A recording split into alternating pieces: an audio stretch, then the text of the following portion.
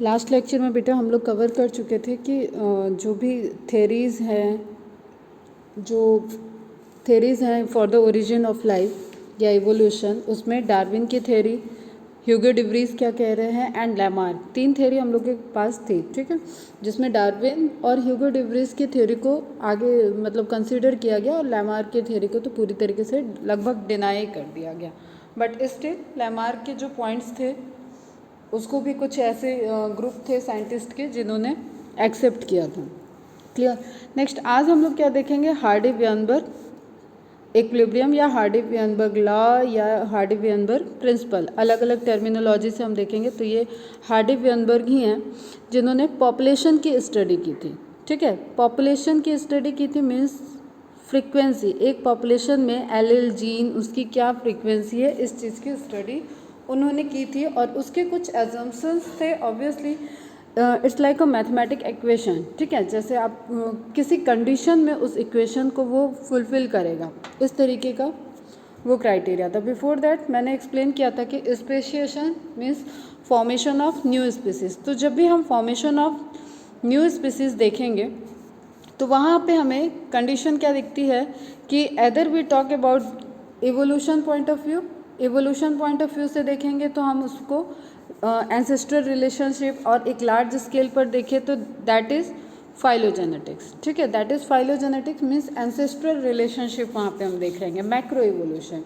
And if we talk about the micro evolution, that is अगर हम किसी एक पर्टिकुलर जियोग्राफिकल एरिया में या एक लार्ज स्केल पे हम एट अ टाइम, एक सर्टेन टाइम में, एक किसी कम टाइम में हम स्टडी करते हैं पॉपुलेशन की कि उनकी कैसे, जैसे सपोज ब्रिटिशन कैसे दिखते हैं, यूरोपियन कैसे दिखते हैं, इंडियन कैसे दिख रहे हैं, एशियन कंट्रीज़ के लोग काफ़ी ज़्यादा सिमिलरिटीज़ उनमें होती है लुक वाइज, ठीक है, निग्रो कैसे दिख रहे हैं। तो ये हम एट अ टाइम, ठीक है, किसी एक पर्टिकुलर टाइम पे उसकी पर्टिकुलर इवोल्यूशन को स्टडी कर रहे हैं, तो वो एक बहुत छोटे स्केल, टाइम स्केल में हो रही है। तो that is related to micro evolution. तो both macro and micro is responsible for the speciation, ठीक है। स्पीसीज के कॉन्सेप्ट से दोनों ही रिलेट करेंगे and this is a glimpse of evolutionary biology. फिर हम लोगों ने ग्राफ की स्टडी की थी। ग्राफ में मैंने बताया कि एक्स पोर्शन जो है दैट इज़ वेरिएबल। आप यहाँ पे जिस भी पैरामीटर्स पे आपको रखना है कि आप क्या चीज़ देख रहे हो, क्या नेचुरल चैलेंजेस आपने क्या दिए, उसके अकॉर्डिंग आप यहाँ पे देख सकते हैं कि हमने क्या नेचुरल चैलेंजेस सेट कर रहे हैं, उसके अकॉर्डिंग हम यहाँ पे पैरामीटर्स देखेंगे।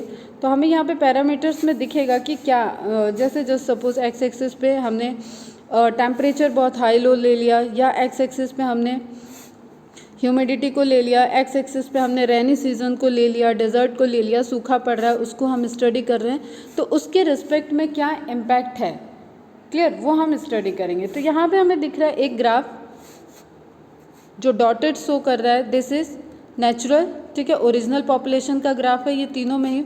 अब हम इसको देखें तो यहाँ पे क्या हुआ है, स्टेबलाइजेशन, ठीक है बेटा, स्टेबलाइजिंग। अब हम इसको 2 पॉइंट ऑफ व्यू से पढ़ सकते हैं बेटा, एक तो नेचुरल सिलेक्शन के लिए हम पढ़ लें, और दूसरा जब हम पॉपुलेशन स्टडी करते हैं तो भी हम यहाँ पे पैरामीटर देके इस तरीके का ही वेरिएशन उस पॉपुलेशन में चेंजेस को देख सकते हैं। तो हम यहाँ पे नेचुरल सिलेक्शन के पॉइंट ऑफ व्यू से देखते हैं। तो फर्स्ट इज, एक यहाँ पे पैरामीटर क्या है बेटा, एक लोअर साइड पे एक्सट्रीम कंडीशन है, एक लोअर एक्सट्रीम कंडीशन है एंड एक हायर एक्सट्रीम कंडीशन है,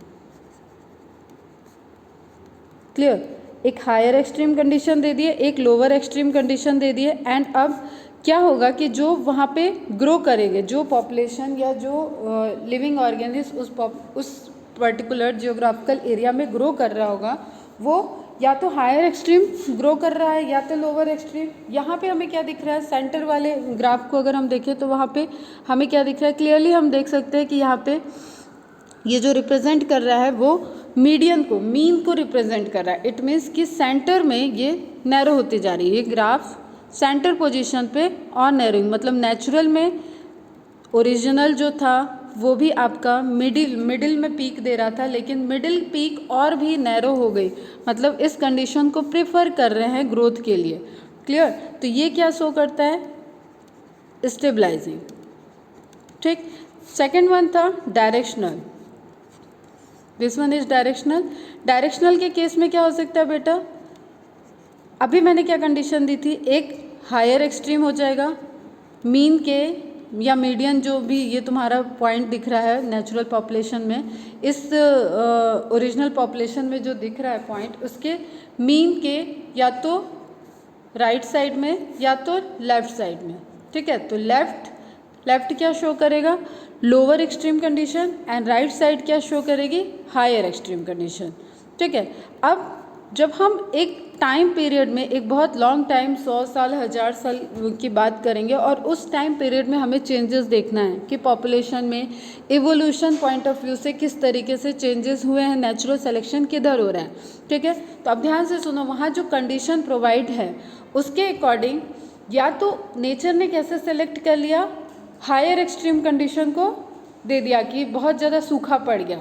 ठीक है, तो जो डेजर्ट में सरवाइव करने वाली कैपेसिटी, जिसके पास वेरिएशंस प्रेजेंट होंगे, जिसके जेनेटिक वेरिएशन में ऑलरेडी डेजर्ट में सरवाइव करने के लिए जीन प्रेजेंट होंगे, भले ही वो अब तक एक्सप्रेस नहीं हो रहे थे। ठीक है, वो एक्सप्रेस नहीं हो रहे थे, लेकिन नेचर ने उसको चैलेंज दिया। It is same way like कि जैसे कहीं पे आग लग गई या कहीं पे बाढ़ आ गई, और उस बाढ़ में कौन बच सकता है, जो ऑलरेडी कहीं से ट्रेनिंग दिया हुआ हो। ठीक है, अगर उस भीड़ में कोई एक ऐसा है जिसको फायर से डील करने की, आग लगने से डील करने की, जिसने प्रॉपर प्रोफेशनल ट्रेनिंग ले रखी हो, तो वो जब तक नहीं, वो कॉल नहीं थी उसकी, ठीक है, वैसा वहाँ कोई कंडीशन नहीं था, तब तक वो 50-60 लोग जो वहाँ पे प्रेजेंट थे उनके जैसा ही कॉमन दिख रहा था। लेकिन जैसे ही नेचर ने एक पैरामीटर दिया, वो अलग दिखा। ठीक है, वहाँ पे उस बिल्डिंग में आग लगी जस्ट सपोज, तो वो अलग दिख रहा था, वो खुद भी बचेगा, लोगों को भी बचाएगा। सेम वे में यहाँ पे क्या है, डेजर्ट कंडीशन में सरवाइव करने की जीन उनके अंदर प्रेजेंट थे, वो कैरेक्टर इनहेंस हो सकते थे, लेकिन वो दिख नहीं रहे थे। बट जैसे चैलेंजेस आया तो वो सेलेक्ट हो गए और नेचुरली राइट साइड में शिफ्ट हो गया। ठीक है, वो पॉपुलेशन ओरिजिनल पॉपुलेशन से राइट साइड में शिफ्ट हो गया, तो वो उसको क्या बोलेंगे हम, डायरेक्शनल शिफ्ट। अब जस्ट सपोज एक कंडीशन कि कोई बहुत लोअर टेम्परेचर का चैलेंज दे दिया, अब जो लोअर टेम्परेचर में ऑर्गेनिस्ट सर्वाइव कर सकते थे, वही अब यहाँ पे सस्टेन करेंगे। ठीक, तो उस केस में क्या होगा बेटा, लेफ्ट साइड में शिफ्ट कर जाएगा। क्लियर है। ठीक, इसी का जैसे मैंने एग्जांपल दिया कि सपोज अभी तुम्हारे सोसाइटी में कोई फंक्शन हो रहा है, सोसाइटी में 3 तरीके के लोग हैं, एक ओल्ड एज के लोग हैं, ठीक है, बच्चे हैं, चाइल्ड ग्रुप है, एंड एडल्ट ग्रुप है। 3 कैटेगरी हम मान लेते हैं कि इस तरीके का है। अब सोसाइटी में कुछ हम देख रहे हैं कि नंबर किसके ज़्यादा हैं, बच्चों से भी कंपेयर में और ओल्ड लोगों से कंपेयर में मिड एज के लोगों की नंबर ज़्यादा होंगे। मतलब एक रेंज अगर हम लिख दें कि 20 to 45 रेंज के लोग कितने हैं, तो तुम्हारे पॉपुलेशन में उनका पीक हाई निकलेगा। ठीक है, तो दैट इज़ मीन पीक। तो यही आपका समझ लो कि ओरिजिनल पॉपुलेशन में शो कर रहा है। अब हमने कोई पैरामीटर दे दिया, जस्ट सपोज कि सत्संग रख दिया। ठीक है, कॉलोनी में एक इवेंट होना है जिसमें सत्संग हो रहा है, भजन कीर्तन होना है, तो शिफ्टिंग किधर हो जाएगी, कितने लोग ज़्यादा लोग उसमें दिखेंगे, ऑब्वियसली ओल्ड एज वाले ज़्यादा दिखेंगे। ठीक है, तो शिफ्टिंग एक डायरेक्शन में हुई ओल्ड की तरफ। ठीक है, अब जस्ट हमने रख दी कोई मार्वल सीरीज़ की मूवी चलनी है आज रात, तो ये लोग तो नहीं आएंगे, एडल्ट में कुछ इधर आ जाएंगे, कुछ एडल्ट में जैसे सत्संग सुनने भी चले जाएंगे, कुछ एडल्ट में बच्चों के साथ मार्वल सीरीज़ देखेंगे। लेकिन मोस्ट ऑफ द बच्चे क्या प्रेफर करेंगे, मार्वल सीरीज़ देखना। तो वो क्या है, कंडीशनल, उनके अंदर सब लोग देख सकते थे, सब करते थे, लेकिन जो उनकी हॉबी थी उसके अकॉर्डिंग वो सेपरेट हो रहे हैं। सेम वे में समझ लो कि बहुत टाइम में, हजारों साल में इस तरीके का नेचुरल सिलेक्शन हुआ। क्लियर, वेरिएशन ऑलरेडी था। ठीक, सर्वाइवल ऑफ फिटेस्ट वहाँ पे चल रहा था, नेचुरल सिलेक्शन था, फिर फिटेस्ट जो जितना फिट होगा वो उतना मल्टीप्लिकेशन करेगा, उतनी प्रोजेनी उसकी एग्जिस्ट करेगी। तो उस केस में सर्वाइवल ऑफ फिटेस्ट की भी चीज़ें आ रही थी। एंड सबसे पहला था स्ट्रगल फॉर एग्जिस्टेंस, कि कौन एग्जिस्ट करेगा, कौन सर्वाइव करेगा, उसके लिए स्ट्रगल, कंपटीशन। ठीक है, अब थर्ड टाइप में आपको क्या दिख रहा है, थर्ड टाइप में दिख रहा है कि जस्ट आपकी जो मिड कंडीशन थी, वो मिड कंडीशन नहीं है वहाँ पे। और क्या हुआ है कि अब जो आपने चैलेंजेस दिए हैं उसमें मिड कंडीशन को फॉलो करने वाला पॉपुलेशन ख़त्म हो रहा है, तो उसकी शिफ्टिंग 2 डायरेक्शन में हो सकती है एक साथ, या तो हायर के साइड या तो लोअर के साइड। ठीक है, तो इस केस में आपको डबल पीक दिखेगा। क्लियर? ठीक है, तो ये 3 तरीके के ग्राफ थे जो मैंने पिछले भी क्लास में बताया है, उसको जस्ट एक रिकॉल कर लो, क्योंकि हार्डी-वायनबर्ग में भी उसको रिलेट करेंगे। नाउ बिफोर गोइंग टू हार्डी-वायनबर्ग, कुछ टर्मिनोलॉजी उनको एकदम अच्छे से अटेंटिव होकर समझो। First, gene pool. Gene pool क्या होता है? ठीक, जीन पूल, देखो जीन पूल में कंसीडर किस चीज़ को करेंगे, किस जीन को करेंगे। अब ये तुम लोग यहाँ पे पॉज करके खुद सोचो थोड़ा सा कि किस चीज़ को कंसीडर करेंगे, उसके बाद अपने आंसर को मेरे से मैच करो कि क्या करेक्ट आ रहा है या नहीं आ रहा है। यहाँ पे कंसीडर किससे करेंगे? जो गैमेट में जो जीन प्रेजेंट है। क्यों करेंगे? सोमैटिक सेल को नहीं करेंगे। ठीक, क्यों नहीं करेंगे? क्योंकि जो इनहेरिट होने वाली प्रॉपर्टी है, ठीक, एक पॉपुलेशन की जीन पूल मतलब वो जीन जो इनहेरिट होने वाले हैं, वो जीन कहाँ होंगे?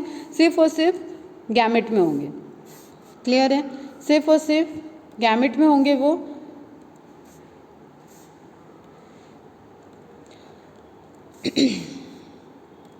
ठीक, तो एक पॉपुलेशन के सारे गैमेट के अंदर जो भी जीन प्रेजेंट हैं, गैमेट्स जीन, उसको प्लस कर दिया जाए तो वो उस पर्टिकुलर पॉपुलेशन का क्या हो जाएगा? Gene pool. क्लियर है बेटा? क्यों ये ऐसे बार बार आ जा रहा है स्क्रीन पे? क्लियर है? ठीक है, तो a gene pool is made up of all the genes including allele. अब गैमेट में वाइल्ड जीन भी हो सकता है, उसका कंट्रास्टिंग एलेल भी हो सकता है। ठीक है, तो उससे रिलेटेड सबको हम कलेक्टिवली सम कर देंगे तो दैट इज जीन पूल। ठीक है, जैसे एक स्विमिंग पूल में जितना वाटर कंटेंट प्रेजेंट है वो स्विमिंग पूल का वाटर हो गया, उसी तरीके से एक पॉपुलेशन में that particular amount of gene जो कि पास ऑन होना है, जो कि नेक्स्ट जनरेशन में पास होगा, उसको क्या बोलेंगे? Gene pool. क्लियर? ठीक, तो जीन पूल की डेफिनेशन नोट कर लेना। A gene pool is the sum total of genes in reproductive gametes of a population. Clear? क्यों रिप्रोडक्टिव होगा, क्यों सोमैटिक को कंसीडर नहीं करेंगे, ये एकदम माइंड में क्लियर होना चाहिए बेटा। नाउ नेक्स्ट, अब हमें कुछ टर्म्स समझने हैं। सोर्स पॉपुलेशन मीन्स एक मेन पॉपुलेशन जहाँ से आप कोई नई पॉपुलेशन ओरिजिन हो सकती है, नई स्पीसीज फॉर्म कर सकता है, एक या नई पूरी पॉपुलेशन बन सकती है जिसकी फ्रीक्वेंसी अलग अलग हो। इसके लिए आप पैरामीटर समझो, जैसे सोर्स पॉपुलेशन है। ठीक है, अब इसमें फाउंडर इफेक्ट हो गया just because of certain reason, जैसे हम लोग जेनेटिक ड्रिफ्ट की भी बात किए हुए पहले, उस सर्टेन रीज़न से एक जो सिलेक्शन हुआ, ठीक है, कोई डिस्ट्रॉय कर गई कोई स्पीसीज, पूरा एक पॉपुलेशन का एक पार्ट ख़त्म ही हो गया और जो रह गया अब वो ऑब्वियसली फिटेस्ट होगा, वो ग्रो करेगा। ठीक है, बार बार मल्टीप्लाई करेगा, उसकी प्रोजेनी बढ़ेगी, तो पॉपुलेशन में जो ख़त्म हो गया, जैसे यहाँ पे देखो सोर्स पॉपुलेशन में ब्लू डॉट भी दिख रहे हैं। ठीक है, अलग अलग कलर के डॉट हैं, red dot, green dot, yellow dot, blue dot. तो ब्लू डॉट को फाउंडर इफेक्ट से सेलेक्ट नहीं हुआ, मीन्स जो रैंडम एक डिज़ास्टर जैसा कोई भी प्रोसेस हुआ उसकी वजह से ब्लू ऑलरेडी सेलेक्ट नहीं हुए, वो ख़त्म हो गए। क्लियर? उसके बाद क्या हुआ? बॉटल नेक। अब अगेन, या इसको ऐसे भी समझो, फाउंडर इफेक्ट मेनली समझो कि जीन फ्लो, जीन माइग्रेशन की बात करते हैं। ठीक है, डिज़ास्टर बॉटल नेक में आ जाएगा। जीन फ्लो हुआ, एक पर्टिकुलर पॉपुलेशन से कुछ सर्टेन स्पेसिफिक वहाँ से मूव कर गए, माइग्रेट कर गए। ठीक है, तो जीन का माइग्रेशन हो गया। अब इस जीन माइग्रेशन में ब्लू कलर की बॉल नहीं आई। ठीक है, फिर अब ये जहाँ पे भी ये स्टार्ट करेंगे नई पॉपुलेशन को, तो उसके लिए ये क्या होंगे बेटा? फाउंडर। तो दैट इज़ फाउंडर इफेक्ट, मतलब जीन के माइग्रेशन से जो इफेक्ट देखने को मिलेगा एक नई पॉपुलेशन जिससे बनेगी, वो क्या हो जाएगी? फाउंडर। एंड जो ये इफेक्ट है या दैट इज़ फाउंडर इफेक्ट। और किसी अगर सोर्स पॉपुलेशन में कंटिन्यूसली, इस चीज़ को ध्यान से सुनना, कंटिन्यूसली बार बार जीन माइग्रेशन होता है, ठीक है, तो उसको बोलते हैं जीन फ्लो। जैसे जस्ट सपोज क्लास से 2 बच्चे गए, 3 बच्चे गए, 4 बच्चे गए, तो जब तक एक एक दो दो तीन तीन जा रहे हैं तो हम उसको कह सकते हैं 2 का माइग्रेशन हो गया, 3 का माइग्रेशन हो गया, 4 का, ठीक है। फिर हम कलेक्टिवली जब 10 से 12 जा चुके हैं तो हम उसको क्या बोलेंगे, इतने बच्चे यहाँ से फ्लो हो चुके हैं, जीन फ्लो हो चुका है उनका। क्लियर, इस तरीके का कॉन्सेप्ट है। नेक्स्ट बॉटल नेक। अब बॉटल नेक में आप क्लियरली अप्लाई कर सकते हो कि जो भी नेचुरल डिजास्टर हुआ, ठीक है, नेचुरल डिजास्टर, अब देखो यहाँ पे फाउंडर इफेक्ट में ब्लू रिमूव हो गया था, बॉटल नेक में नेचुरली कुछ ऐसे रैंडम डिजास्टर हुए जिसकी वजह से ग्रीन अब रिमूव हो गया। क्लियर, अब जो बचे वो बच गए रेड और येलो। ऑलरेडी नंबर में कौन सा ज़्यादा है, रेड, ठीक है, कम कौन है, येलो। तो आगे जो एक्सपेंशन होगा इस पॉपुलेशन का, इस पर्टिकुलर पॉपुलेशन के लिए जो एक्सपेंशन का फॉर्म होगा वो क्या होगा, रेड या येलो से रिलेटेड। अब ना इसमें ग्रीन आ सकते हैं ना इसमें ब्लू आ सकते हैं। तो आपको एक सोर्स पॉपुलेशन से आगे बढ़ती हुई अलग अलग डायरेक्शन की पॉपुलेशन दिख रही है, ठीक है। इस तरीके के कुछ पैरामीटर्स होते हैं, कुछ प्रोसेस होती हैं। तो one is gene migration, important है। जीन माइग्रेशन कंटिन्यूअस होगी तो उसको जीन फ्लो कहते हैं। फिर कोई नेचुरल डिजास्टर, कोई रैंडम प्रोसेस हो जाए, उसको नहीं पता कि किसे हम सेलेक्ट कर रहे हैं, ठीक है, किसे नेचर ने सेलेक्ट किया। नेचुरली एक कोई जियोग्राफिकल एरिया है, वहाँ वोल्केनो इरप्शन हुआ और वहाँ की सारी स्पीसीज में कुछ रह गई, कुछ ख़त्म हो गई, ठीक है। तो जो रह गई वो आगे ग्रो करेंगी, वो एक्सपेंड कर जाएंगी। तो founder effect, bottleneck effect, इन सब चीज़ों को थोड़ा और अभी ध्यान से देखो। फाउंडर इफेक्ट, जैसे यहाँ एग्जांपल दिया है 20 ब्लू 10 रेड 1 ब्लू 3 रेड। तो ये जो नई पॉपुलेशन बनी बेटा, अब ये पेन यूज़ करते ही यहाँ पे स्क्रीन छोटी हो जा रही है, ठीक है। अभी ध्यान से देखो, ये जो नई पॉपुलेशन बनी, ये अब नेक्स्ट जो ये ग्रो करेगी, इसका एक्सपेंशन होगा, उसके लिए क्या है, फाउंडर पॉपुलेशन, ठीक है। ये सोर्स पॉपुलेशन, ये सोर्स से जो आइसोलेट हुई वो फाउंडर, ठीक है। और फाउंडर डायरेक्ट भी ग्रो कर सकती है, हो सकता है यहाँ कोई जेनेटिक डिफेक्ट हो, ड्रिफ्ट हो और यहाँ पे कोई बॉटलनेक इफेक्ट देखने को मिले जिससे और भी फाइन सिलेक्शन हो। तो उससे क्या होगा, जो लास्ट तक बचेगा, जो सरवाइव कर सकता है, जो ब्रीड कर सकता है, वो फिर ग्रो करेगा। क्लियर बेटा, इस तरीके के डिफरेंट पैरामीटर्स आपको दिख रहे हैं। ये इमेज क्लियर नहीं है, जस्ट यहीं पे कि आप एक में आप ब्लू को ले लो ज़्यादा अमाउंट में, एक को स्क्वायर को रेड को ले लो, ठीक है। अलग अलग पॉपुलेशन भी इससे डेवलप हो सकती है। एक सोर्स पॉपुलेशन कई डायरेक्शन में ग्रो कर सकती है। और एक फाउंडर पॉपुलेशन, ध्यान से सुनना, एक फाउंडर पॉपुलेशन कभी सोर्स पॉपुलेशन की तरफ नहीं ग्रो कर सकती है, क्योंकि फाउंडर पॉपुलेशन में सेलेक्टिवली आया हुआ है कुछ, ठीक है। और जो सोर्स से नहीं आया, जैसे जो सपोज इस एग्जांपल में ब्लू डॉट नहीं आया, तो ब्लू डॉट अब तुम्हें फाउंडर इफेक्ट के आगे के, फाउंडर इफेक्ट के बाद वाली पॉपुलेशन में नहीं देखने को मिलेगा। तो you can't give any information, या फाउंडर इफेक्ट से बनी हुई पॉपुलेशन या जेनेटिक ड्रिफ्ट से बनी हुई पॉपुलेशन कभी भी अपनी सोर्स पॉपुलेशन की इन्फॉर्मेशन नहीं दे सकती है। क्लियर, क्योंकि उसको पता ही नहीं है उसका सोर्स कहाँ से है। समझ में आ रहा है ये पॉइंट। और सोर्स पॉपुलेशन एक ग्रुप ऑफ पॉपुलेशन है जो कि कई डायरेक्शन में एक्सपेंड हो सकती है। इट डिपेंड्स कि उस सोर्स पॉपुलेशन पे क्या एक्ट करेगा, ठीक है। उस सोर्स पॉपुलेशन में माइग्रेशन होगा, ठीक है, उस एक बार होगा, या उसमें पूरा का पूरा जीन फ्लो होने वाला है, या वहाँ कोई जेनेटिक ड्रिफ्ट होने वाला है, नेचुरल डिजास्टर होने वाला है, किस तरीके के चेंजेस होने वाले हैं, उसके अकॉर्डिंग वो डिफरेंट पॉपुलेशन को फॉर्म कर देंगे। Clear, newly founded population don't always represent the genetic diversity in their sources. ये सेम चीज़ ही हो गई। अब कोई भी नई जो पॉपुलेशन फॉर्म हुई है वो जेनेटिक डाइवर्सिटी को नहीं, अपने सोर्स के जेनेटिक डाइवर्सिटी के बारे में नहीं बता सकती है, कोई इन्फॉर्मेशन नहीं दे सकती है, क्योंकि वो तो खुद सेलेक्ट होके आई है, ठीक है। अब वो उसको देख के हम ये आइडिया नहीं लगा सकते कि उसके सोर्स पॉपुलेशन में क्या क्या प्रेजेंट था, ठीक। फाउंडर इफेक्ट क्या है, एक few individual colonize a new isolated area. एक पर्टिकुलर किसी मेनलैंड, किसी ऐसे आइलैंड वगैरह पे समझ लो जहाँ पे अच्छे से लोग रह रहे थे, वहाँ से एक ग्रुप मूव किया, माइग्रेट कर गया, ठीक है, और किसी नई लोकेशन पे वो ग्रो करने लगा। तो आपस में ही वो इनब्रीडिंग करेंगे, आपस में ही उनकी फर्टिलिटी होगी और न्यू प्रोजेनी फॉर्म होगी। तो वहाँ पे जो पॉपुलेशन ग्रो करेगी वो किस पे डिपेंडेंट है, वो इस फाउंडर पॉपुलेशन पे डिपेंडेंट होगी, ना कि सोर्स पॉपुलेशन पे। क्लियर? फाउंडर इफेक्ट से ही उस पॉपुलेशन की फ्रीक्वेंसी या उसमें क्या एग्जिस्ट कर रहा है ये पता कर सकते हैं। तो फाउंडर इफेक्ट के लिए नोट्स लिख लेना बेटा। The founder effect is a type of genetic drift that involves small groups of organisms separating from a larger population and forming small new colonies। एक larger population से, initial population, source population से वो migrate हुए और नई जगह पे गए, नई जगह पे उन्होंने कुछ एडॉप्टेशन की और नई पॉपुलेशन को फॉर्म कर दिया जो कि उनसे रिलेटेड होंगी, ना कि उनके सोर्स से रिलेटेड होंगी। ठीक है?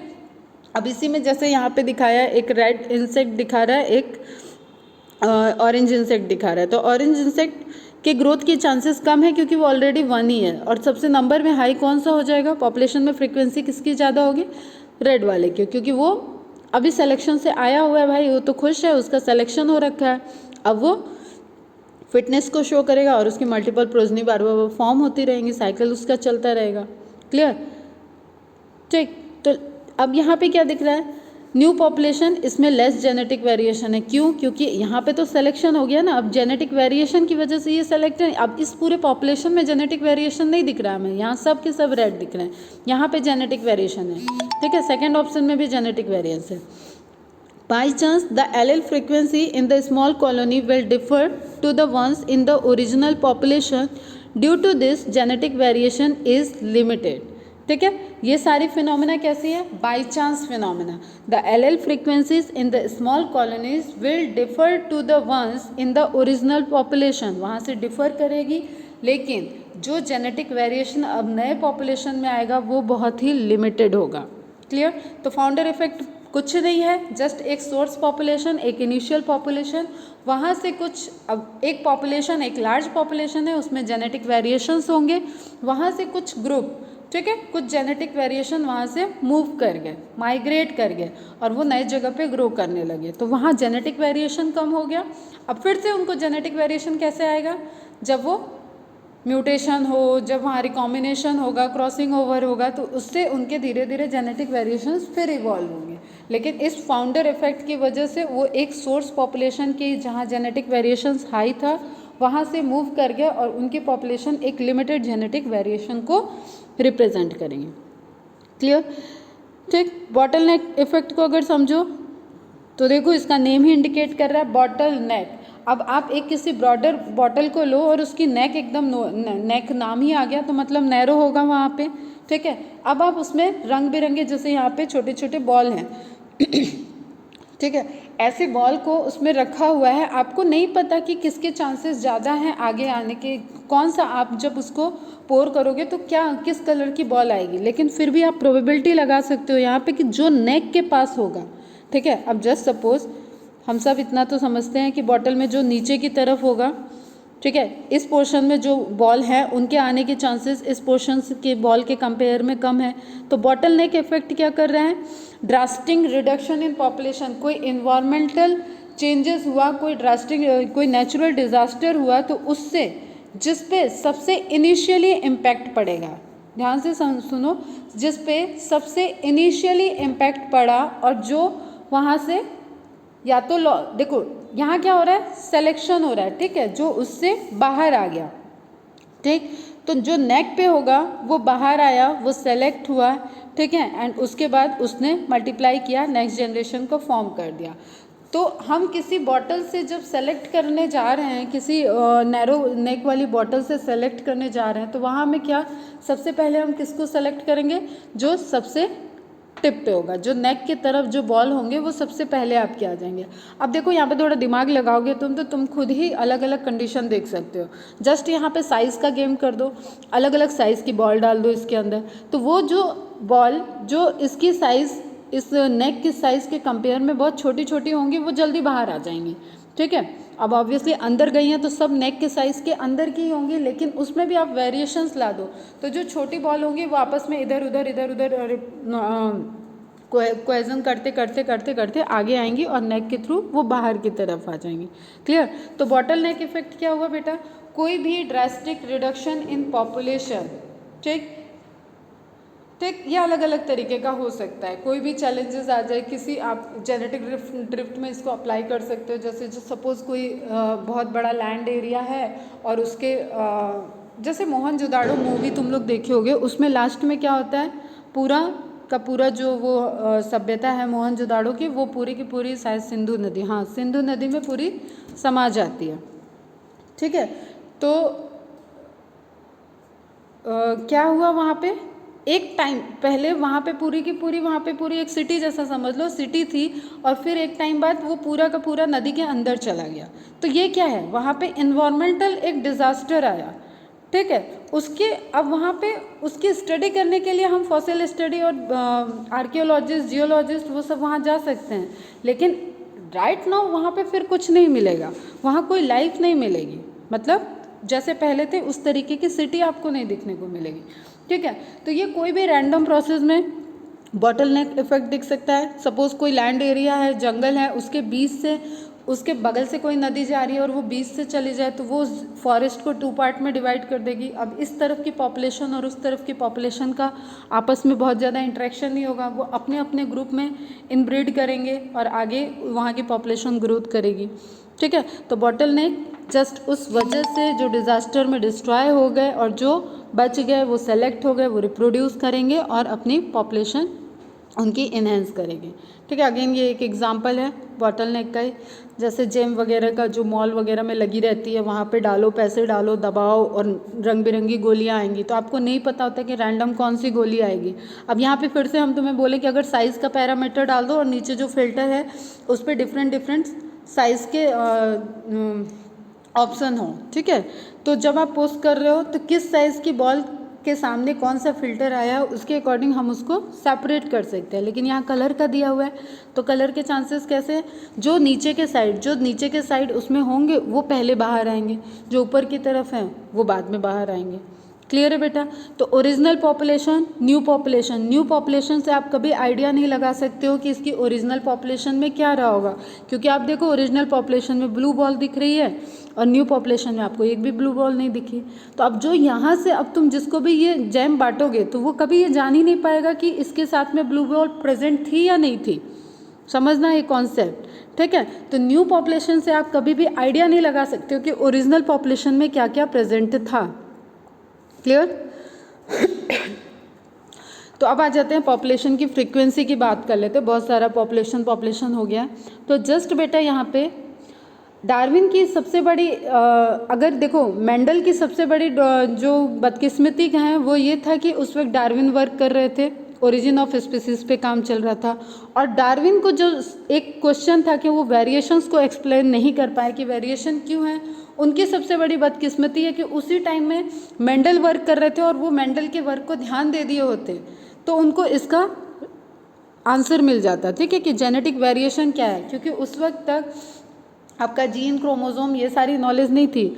जस्ट मेंडल वर्क कर रहे थे पी पे और वो फैक्टर वगैरह डिफाइन कर रहे थे, जेनेटिक्स क्या होती है, कैसे ट्रेट ट्रांसफ़र होते हैं, यही चीज़ वो डिस्कवर कर रहे थे, उस वक्त स्टडी कर रहे थे। और डार्विन को जीन लेवल पे कोई मतलब नहीं था, वो ओवरऑल इन्वायरमेंट में कैसे नेचुरल सिलेक्शन हो रहा है, कैसे सर्वाइवल ऑफ फिटेस्ट हो रहा है, ठीक है, किस तरीके की अलग अलग प्रजातियां हैं, वो किस तरीके से एंसेस्ट्री रिलेशनशिप को शो कर रही हैं, उनका इसी में दायरा था। अब हम सबको पता है जीन लेवल पे क्या है, कितनी सिमिलरिटी है, क्या पॉसिबिलिटी है, क्या डाइवर्सिटी है, एक आइडिया हम सबको molecular basis of central dogma clear है।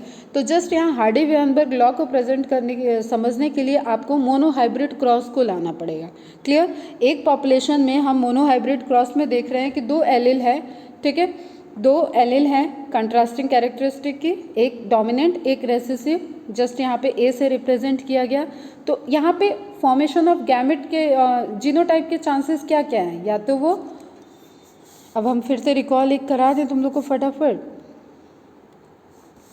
तो ध्यान देना, या तो वो कैपिटल ए हो सकता है, या तो वो स्मॉल ए हो सकता है, या तो कैपिटल ए स्मॉल ए हो सकता है। ये 3 पॉसिबिलिटी थी, ठीक है। तो अब इसमें गैमेट फॉर्मेशन की क्या क्या पॉसिबिलिटी है, या तो कैपिटल ए या तो स्मॉल ए। क्लियर। हमेशा गैमेट कितना होगा, एक ही आएगा ना, ठीक है। जब हेट्रोजाइगस होगा जैसे कैपिटल ए स्मॉल ए, तो वहाँ दो तरीके के गैमेट बन सकते हैं, लेकिन कैपिटल ए होगा तो एक गैमेट, स्मॉल ए होगा तो भी एक गैमेट। क्लियर। तो हार्डी-वेनबर्ग प्रिंसिपल क्या कहता है, if the frequency of A is represented by P, capital A जो आप डोमिनेंस के लिए यूज़ कर रहे थे उसकी फ्रीक्वेंसी पी से रिप्रेजेंट की जाए, एंड रेसेसिव ए की फ्रीक्वेंसी क्यू से रिप्रेजेंट की जाए, and if there is random union of gametes with genes A and A, और आपको मैटिंग के लिए आप कोई भी वहाँ पे रिस्ट्रिक्शन नहीं लगा रहे हो, आप सेलेक्ट नहीं कर रहे हो कि आप कैपिटल ए को स्मॉल ए से क्रॉस कराने जा रहे हो, या ए को कैपिटल ए को कैपिटल ए से करा रहे हो, या कैपिटल ए को स्मॉल ए से करा रहे हो, ऐसा कोई भी चॉइस नहीं है, सब रैंडम हो रहा है उस पॉपुलेशन में। ठीक है, एकदम एक एक पॉइंट को ध्यान से समझना, रैंडम है। At the equilibrium state the population will contain following frequency of the genes A and a generation after generation. तो एक जो स्टेबलाइजिंग आपको जनरेशन मिलेगी वो इस तरीके से समझो कि पेरेंटल जनरेशन के बाद जो F1 जनरेशन मिलती है ना, उस तरीके के क्रॉस जब चलेंगे ए और ए कैपिटल ए स्मॉल ए के बीच में, तब जाके हमें इक्विलिब्रियम स्टेट मिलेगा। क्लियर। अब एक तुम लोगों ने फॉर्मूला पढ़ा होगा a प्लस बी का whole square, A square plus B square plus 2ab, वही वाला फॉर्मूला ये रिप्रेजेंट करेगा। ठीक है, P square plus Q square plus 2pq। इसको कोई रटने की ज़रूरत नहीं है, चेकर बोर्ड सबको याद होगा। यहाँ पे देखो क्या है ये ए, तो कैपिटल ए को रिप्रेजेंट किससे किया गया था, पी से, तो a इंटू ए या p डॉट पी, तो क्या हो जाएगा वो पी स्क्वायर। ठीक है, अब स्मॉल ए को रिप्रेजेंट किया गया है q से, तो a डॉट ए या q डॉट q क्या हो जाएगा q स्क्वायर। फिर एक आपको आ रहा है a एंड a, तो एक a हेट्रोजाइगस वाला दो बार मिल रहा है तो 2a हो गया। ठीक है, इसको हम रिप्रेजेंट कर दे पी क्यू, तो क्या हो जाएगा बेटा P Q plus P Q क्या हो गया 2pq, कुछ रटने की ज़रूरत नहीं है। ठीक है, तो क्या है ये P square plus 2pq plus Q square. अभी हम इसको और एक 1 बाय 1 बताते हैं। ठीक है, हार्डी-वेनबर्ग इक्विलिब्रियम का रोल ऑफ पॉपुलेशन हम लोग बाद में डिस्कस कर लेंगे, एग्जाम्पशंस भी बाद में देखते हैं इसके, पहले आज फॉर्मूले को ही देख लेते हैं। Now what is the distribution of genotypes, जो अभी मैंने बोला 2 alleles capital A and small A, we have 3 genotypes capital A small A and small A. ठीक है, इन क्रॉस 1:2:1 का रेशियो हमें मिल रहा है। क्या है ये मोनोहाइब्रिड क्रॉस है। ठीक है, A P square, small A Q square, 2a क्या हो गया पी क्यू, तो ए स्क्वायर प्लस बी स्क्वायर की जगह P square plus Q square हो गया, और 2a क्या हो गया 2pq। कुछ रटना है क्या, नहीं रटना है। ठीक है बेटा, तो हार्डी-वेनबर्ग इक्विलिब्रियम को अगर हम चेकर बोर्ड के फॉर्म में बनाएं, एक साइड में हमने स्पर्म के गैमेट रख दिए capital A small A, and एक साइड में हमने एग का गैमेट रखा कैपिटल ए स्मॉल ए, फिर हम क्रॉस करा रहे हैं चेकर बोर्ड, हम फर्स्ट जनरेशन वाला ही क्रॉस है ये। तो देख रहे हैं यहाँ पे क्या रेशियो मिला 1:2:1। कैसा रेशियो होगा बेटा, जीनोटाइप या फिनोटाइप, आंसर करना, मोनोहाइब्रिड वाला करना, यहाँ पे जीनोटाइप फिनोटाइप की बात नहीं हो रही है। ठीक है, तो कंक्लूड करें अगर हम कि हार्डी-वेनबर्ग वाला इक्वेशन क्या है, तो आपको first equation and second equation ये आपको इम्पोर्टेंट है नीट के पॉइंट ऑफ व्यू से। ठीक, बट आप थोड़ी सी भी मैथ्स लगाओगे यहाँ पे तो आप Q और P को आइडेंटिफाई कर, P को कैलकुलेट कर लोगे, तो इसलिए आप इक्वेशन 3 इक्वेशन 4 ये भी नोट डाउन करोगे। ठीक है, क्या है P plus Q square is equal to 1, P plus q is equal to 1, P square plus 2pq plus Q square is equal to 1। अब हार्डी-वेनबर्ग का कहना क्या था कि किसी भी पॉपुलेशन में जो सम ऑफ फ्रीक्वेंसीज है, जो सम ऑफ एलील फ्रीक्वेंसी या जीन की फ्रीक्वेंसी है वो टोटल कितनी है 1। आप कितना भी वेरिएशंस कर लो, इसके एजम्पशंस हैं, एजम्पशंस पे हम लोग नेक्स्ट लेक्चर में डिस्कस करेंगे बेटा। वही सब एजम्पशन हो जाएंगे कि म्यूटेशन ना हो, कोई जेनेटिक ड्रिफ्ट ना हो, कोई जीन फ्लो ना हो। ठीक है, जितना वेरिएशंस होता है ना, कोई रिकॉम्बिनेशन ना हो, रिकॉम्बिनेशन मतलब उस पर्टिकुलर वहाँ पे कोई नेचुरल डिजास्टर ना हो, ये सारे एजम्पशन है। अगर इस तरीके का कोई चेंजेस हो रहा होगा तो वो इवोल्यूशन को रिप्रेजेंट करेगा, वो नेचुरल सेलेक्शन को रिप्रेजेंट करेगा। तो उस पर हम लोग कल डिस्कस करेंगे। जस्ट आज ये इक्वेशन समझ लो। तो p को यहाँ से कैलकुलेट करेंगे तो P square plus P Q divided by P square plus 2pq plus Q square आ जाएगा, third equation. And fourth one is q is equal to Q square plus P Q divided by P square 2pq plus 2pq plus Q square. Clear? ये चारों equation बेटा note down कर लोगे। ठीक, assumption पे हम लोग कल बात करते हैं। ठीक, एक ये पॉइंट नोट डाउन करना कि हार्डी वेनबर्ग का जो प्रिंसिपल है, हार्डी वेनबर्ग की जो थॉट है वो कहाँ से आई थी? ये एक डायरेक्ट क्वेश्चन है, जिपमर में पूछा गया है 1920 में। फिशर एंड हेल्डाने, जो हेल्डाने एक्सपेरिमेंट आया था ना, ओपेरिन हेल्डाने, वही वाले हेल्डान है ये। Proposed mathematics of distribution of genes and genotype frequency, उससे ही रिलेटेड ये इन्फॉर्मेशन फिर उन्होंने पॉपुलेशन जेनेटिक्स में कैलकुलेट की थी। ठीक है। Later it was developed by Hardy and Weinberg. According to Hardy and Weinberg, the relative frequency of various kind of genes in a large and randomly mating sexual population tend to remain constant. Is equal to 1 लिखा है, it means कि क्या है वो बेटा? Constant हो गया from generation to generation in the absence of mutation, selection and gene flow. ये सब क्या हो गए? एजम्पशन। क्लियर? ठीक है। तो कोई भी ये इस तरीके का वेरिएशन नहीं होगा तो उस पर्टिकुलर पॉपुलेशन की, और पॉपुलेशन शुड बी लार्ज। किसी छोटी पॉपुलेशन पे आप हार्डी वेनबर्ग लॉ को अप्लाई नहीं कर सकते हो, तो वहाँ पे आपको उस पर्टिकुलर पॉपुलेशन की हमेशा सम ऑफ द एलिल फ्रीक्वेंसी क्या मिलेगी? 1। अब आप इस ग्राफ को देखो, यहाँ पे अलग अलग वैल्यूज़ दी हुई है, लेकिन आप खुद शांति से बैठ के देखना। तो किसी भी पॉइंट पे आप देखोगे, किसी भी पॉइंट पे पी क्यू को आप देखो, फ्रीक्वेंसी को अगर प्लस करोगे तो हमेशा वो इक्वल टू 1 आएगा। जैसे just 0.1 plus 0.9 is equal to 1, फिर यहाँ 0.6, 0.4 is equal to 1, 0.8, 0.2 is equal to 1। हर एक पोजीशन पे आपको 1 ही मिलेगा। ठीक है, तो कांस्टेंट है वो। अब पॉपुलेशन अचीव करने के लिए मैंने बोला कि जब आप एलिल में फर्स्ट जनरेशन आएगा, नेक्स्ट जनरेशन के बाद ही वो इक्विलिब्रियम में जा सकता है, जस्ट क्योंकि आपको पता नहीं है कि क्या फ्रीक्वेंसी पे आप स्टडी करने जा रहे हो। ठीक है, तो जैसे फर्स्ट केस यहाँ पे दिया हुआ है, कैपिटल ए और स्मॉल ए 0.6, 0.4, तो यहाँ ए का कोई रोल ही नहीं है। लेकिन हमें पता है जब हम पॉपुलेशन लेवल पे स्टडी करेंगे तो वहाँ पे होमोजाइगस, हेटेरोजाइगस सारी पॉसिबिलिटी है। तो इस इक्विलिब्रियम को लाने के लिए हम जहाँ स्टडी कर रहे हैं उसके नेक्स्ट कुछ जनरेशन के बाद ही जाके हम हार्डी वेनबर्ग के लॉ को एप्लीकेबल कर सकते हैं। ठीक है, population achieves Hardy Weinberg equilibrium after 1 generation, at least 1 generation. Clear है? ठीक है, इसमें वही मोनोहाइब्रिड वाला है। देखो फर्स्ट जनरेशन में वो ए के लिए सर्टेन नहीं है, वो क्या जान रहे हैं। देखो हम लोग टेस्ट क्रॉस से पता कर सकते थे कि पेरेंट कैसा है।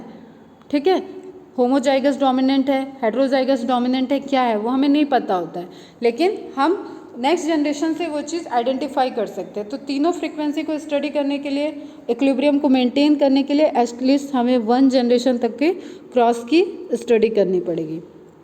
Suppose there is a population having gene A and its allele small a. The frequency of gametes with gene A will be same as the frequency of gene A because क्या है वो AA। ठीक है, तो gamete क्या बनेगा? A ही बनेगा। अगर 36% यहाँ पे दिया है कि जीनोटाइप कितना है 36%, तो उसकी एलिल फ्रीक्वेंसी कितनी होगी? ऑब्वियसली 36%।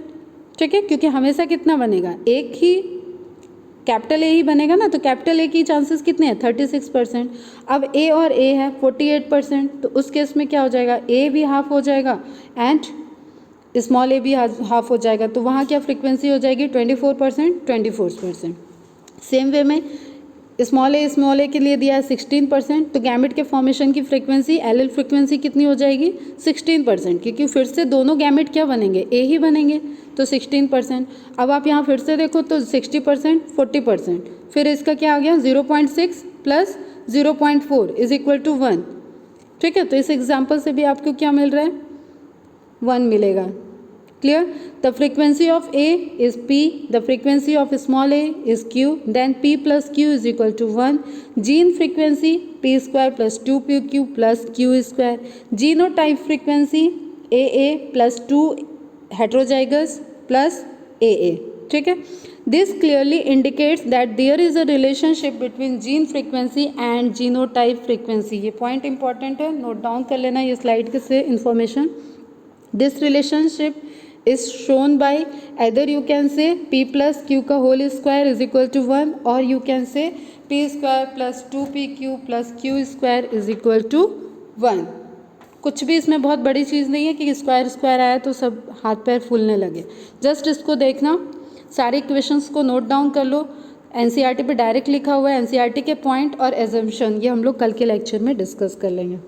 कोई भी डाउट लगे कॉल कर लेना, मैसेज कर लेना, 2 बार इसको सुनो, क्लियर रहेगा, ठीक है। चलो बाय।